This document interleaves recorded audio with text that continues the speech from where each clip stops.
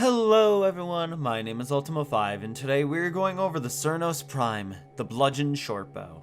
Cernos Prime is a prime version of Cernos and was released alongside Venka Prime and Valkyr Prime. And in order to obtain Cernos Prime, one must open a variety of relics that contain the upper limb, lower limb, grip, and string in order to make it at the foundry. Requires a mastery rank of 12. Comes with 2 V polarity slots, and alongside this a dash auxilia slot, and because of this the builds on this weapon will require 2 forma.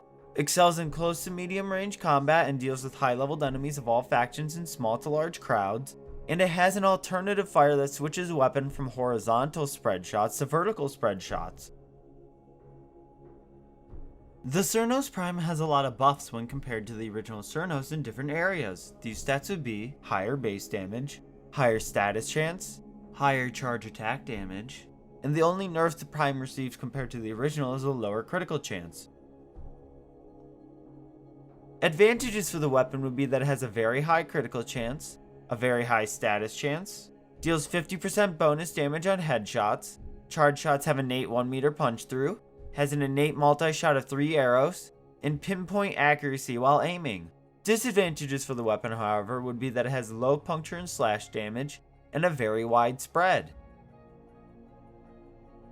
The elements for the Cernos Prime against the Corpus will be Viral Electricity. Viral amplifies health damage by 100% for 6 seconds and stacks up to 10 times for a total of 325%. Meanwhile, Electricity stuns the target for 3 seconds and deals 50% base damage per second for 6 seconds. The build's flex slot is Hammer Shot and is really good. Impact helps against shields, so magnetic damage isn't needed for this weapon, and Electricity helps against robotic enemies. And Viral is simply on this build to help amplify electric damage over time and damage in general. So there isn't much more to say about this build.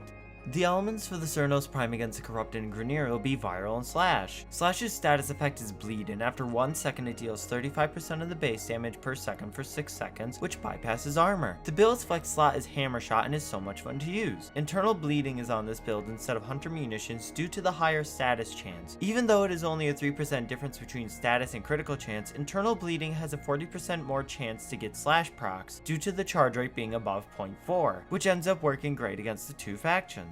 The element for the Cernos Prime against the Infested will be Gas. Gas deals 50% base damage per second for 6 seconds in a 3 meter radius and stacks up to 10 times to a total of 6 meters. The build's flex slot is Hammer Shot and works great. Just simply stack split flights, and once you get to 3 or 4 stacks you can one-shot most infested enemies without an issue.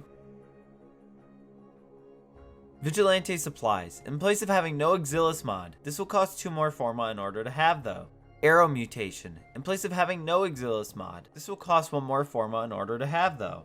Split Chamber. In place of split flights if you can't handle the accuracy loss or would rather just prefer it instead of split flights. This will increase the combat range but decreases overall damage. Hunter Munitions. In place of internal bleeding if you don't have it.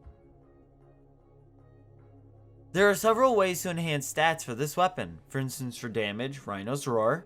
Nova's Molecular Prime, which makes all sources of damage increase by 100% against primed enemies. Mirage's Eclipse mixed with her Hall of Mirrors adds a massive damage bonus during the day or in light. Equinox's Rest and Rage in day form makes targets more vulnerable to damage. Banshee's Sonar, which gives a huge damage multiplier. And Saren's Toxic Lash mixes their Spores abilities. For critical stats, Haro's Covenant can add up to 50% critical chance and 200% on headshots. Volt's Electric Shield when shot through adds a 200% critical damage multiplier. Zephyr's passive increases critical chance by 150% while airborne, although I suggest switching to Split Chamber for her. The Adarza Kavat with Cat's Eye can give a 60% critical chance boost, and Smita Kavat with Charm can give a 200% crit chance. Arcane Rage. Upon getting a headshot, 15% chance for 180% damage of primary weapons for 24 seconds. Arcane Avenger. Upon being damaged, 21% chance for 45% critical chance for 12 seconds. And Arcane Primary Charger. On melee kill, 30% chance for 300% damage to primary weapons for 12 seconds. When you get your hands on a Riven for this weapon, the flex slot to replace will be Hammer Shot and will only require 1 more forma. In order to maximize damage output with Cernos Prime, one will need to get lucky and get some nice stats. These ideal stats would be damage, critical chance, and negative zoom or weapon recoil. The next best stats to have would be toxin, damage, impact, and negative zoom or weapon recoil. Thanks for watching. If you want to see more guides on Warframe, please click the like and sub buttons to let me know. And as per usual, I will see you guys in the next video. Goodbye.